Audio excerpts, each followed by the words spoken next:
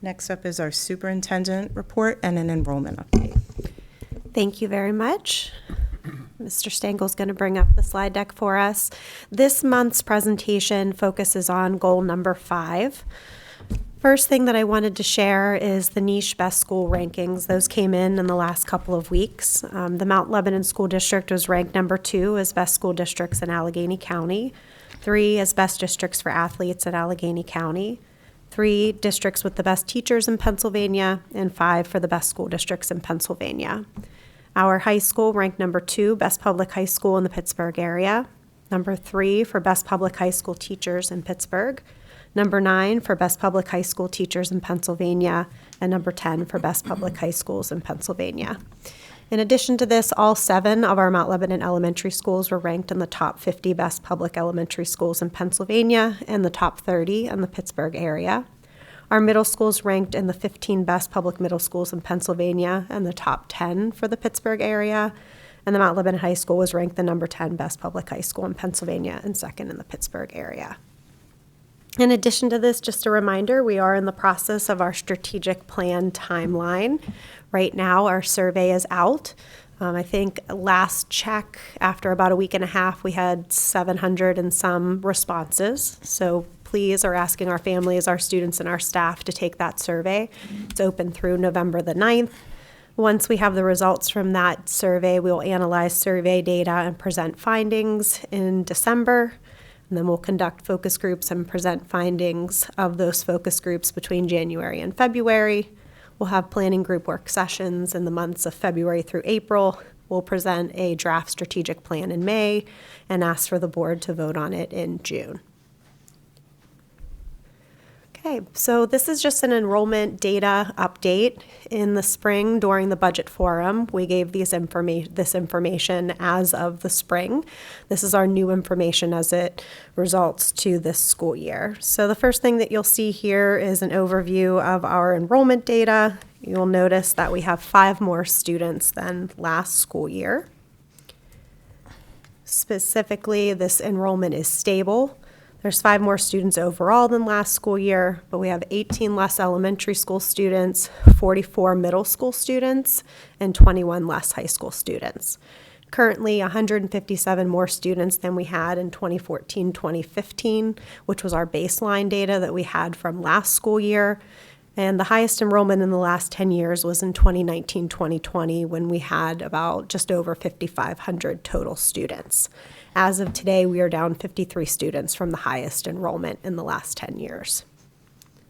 The next data slide here talks about special education. You will see that this population of students has increased from last year to this school year.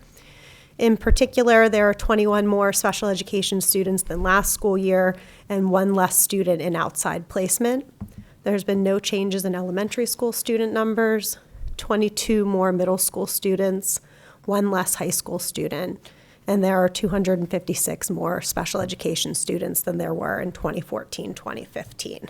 There are 16 more outside placements than in 2014-2015, and the cost per outside placement tuition ranges from about $17,000 to about $62,000. The next area we're going to look at is gifted education.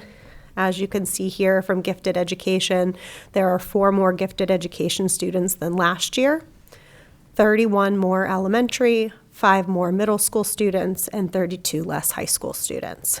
There are 77 more gifted education students than there were in 2014-2015. The next area is 504 plans. Again, you can see an increase from last year to this year.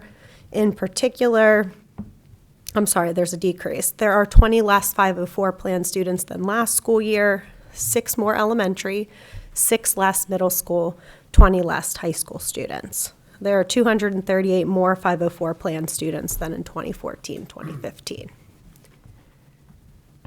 The next area is English language learners. And for this group of students, you'll notice that there's also an increase. In particular, there are 12 more English language learners than last school year, 1 less elementary student, 11 more middle school students, 2 more high school students, and there are 124 more English language learner students than in 2014-2015. The next area that we're going to look at is cyber/charter schools. You will see here that there was a decrease in the number of students selecting cyber or charter. Last spring, if you remember, we shared that we were reaching out to students who were in the cyber or charter programs and asking them to return to the district, and we were successful. There are 9 less cyber/charter students than last school year, 1 less elementary student, 2 less middle school students, and 6 less high school students. Of the 39 total current students for this current school year, there are 26 that are non-special ed students with a cost of about $17,000 per student, and there's 13 special education students with a cost per student of about $32,000. There are 34 more cyber charter students than in 2014-2015. And then the next area that we're going to look at is Parkway West Career and Technical Center. We wanted the public to know how many students are taking advantage of the opportunity to attend Parkway West. This is a look at the last 10 years in terms of enrollment at Parkway West CTC. You will see that there's been a significant increase in the number of students who are taking advantage of this opportunity. In addition to that, you can see here the different programs that are offered at Parkway and the programs that our students take advantage of. The 2 highest attended programs for Mount Lebanon students are veterinary assistant and welding and fabrication, followed by carpentry, and then culinary arts, HVAC are the 2 that follow that, as well as auto body repair. And then in terms of NOCTI scores, you can see that our students fare very well on this exam. The NOCTI pass rate last year was 94%, and then previous to that, it was 100%, except for during the years of COVID, in which testing was halted, and then a 92% rate in 2017-2018. And the last thing to consider for Parkway is the cost. These are the costs of the program for the Mount Lebanon School District over the course of the last 10 years. And that is all the information that I have for the board this month. Any questions?